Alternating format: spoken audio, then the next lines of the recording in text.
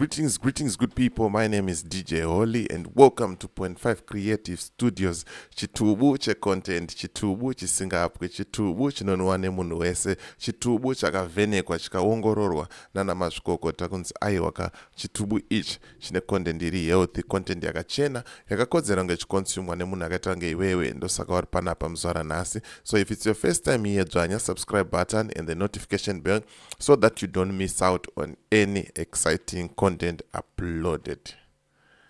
Yeah, mawana panapa ndikufambira nyaya yezvakaitika zvisati zvazadziswa. Mawana ndine vhesi randinoda kutanga kukuerengerai ndandazokuratidzai kavidhiyo sipasho njavha ngaasadaro. Zvamai manje ka ngaasadaro ganzwa tsitsi kana kutotengesa zvake kana 1 mota ka oita kuti azadzise chivimbo chachi chinonzi chivimbiso chake zvitori 8. Pakashata. Saka ndisandapinda munyaya yangu zvamai manje ndiri kutaura kuti iwewe kana une business raunaro rauda kushambadzirwa ndibate, namba dzangu ndo dziri pasi apa. Kana une nyaya yaunayo yauda kuripota ndibate futi namba dzangu ndidzodzo handitika. Toita sei tofambira nyaya dzacho handitika. Panapa hama dzinodikanwa ndine vidhiyo rasekuru vari kugara mune kamwe katangwena. Vakasangana naPassion Java mazuva emusangano, makomana vachikampena. Passion akataura kuti ndatokutengera imba mangwana chaichaiyo nengwane pekugara, but kula havana nhasi havana, ende kula vakatorwa rigari yavaratidza kuti vanosimbisa musangano. Pakashata. Saka ndoda kuti ndikuerengerei vhesi iri kuna Muparidzi 5 pa5 ipapo. Handisi kuiona kuti vhesi yachaenda kupi, but ndichangotaura ndoisiya nemusoro.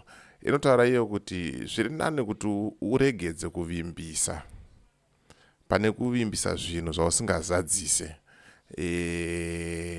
Handina hangu kuti nemo, but ndozvairi kutaura ipapo kuti zviri nani hakutonyarara ka wozongoita zvinhu pane kuti umhanye kutaura iyo sizotadza kuita uchitadza kuzoita zvinhu zvacho. Ndozvakaitwa naPassion Java panapa. Pakashata. Rega ndikuplayerei vidhiyo muzvionere mega, musazoti ndoita sei ndinonyeba.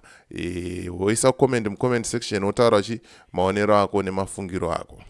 Hachitangudzwawo nevaive nayo ndinomborwadziwawo kuti handini ndine munyama wakadii ndisingaonekwi.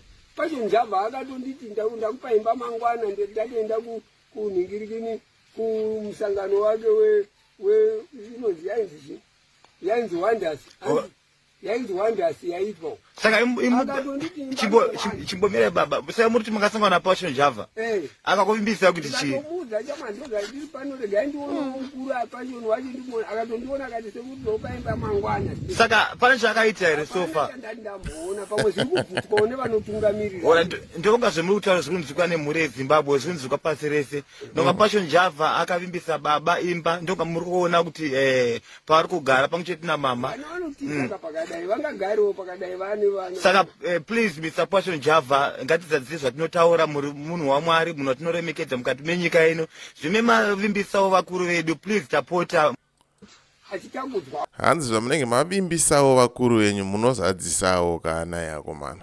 Passion Java apa mazuva apfuura aya ndaimureverera ndichimusaidhira ndichimusimbisa kuti mukomana anenge ane kachenji pane zviri kuitika chichakumhanya negospel.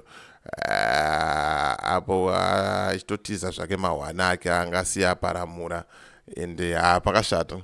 Ende ukada kuona futi kula vakava nekukura kwavakaita ka havangambofunge nemusoro wavo ngotanga kutongonyeba kuti ndakaona Passion akanditi ndipa imba.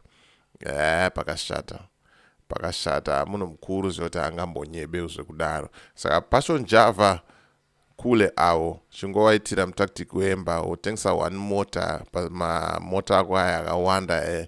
Woita sei wovaitirawo kule plan ndati pana pamwe pacho pekuti unozoona wakutanda botso manje zvinhu zvako zvakutadza kunyasofamba negwara chaizvo chaizvo woshaya kuti ko ndiri kutadza ingwa ndiri kunamata Mwari ingwa ndachinja Mwari but pane mamwe makona unenge wakaita sei wakaita handitika saka ndonyaya ndiri kufamba nayo zvamanje manje kuti sapota yeZanu PF yakanyeberwa naPassion Java kunzi ichapiwa imba pekugara but nanhasi ichiri kungogara mukatangwena handitika. So as for me DJ Oli and the rest of the crew behind the scenes ndikuti it's bye for now. Ngatisangane muvidhio rinotevera.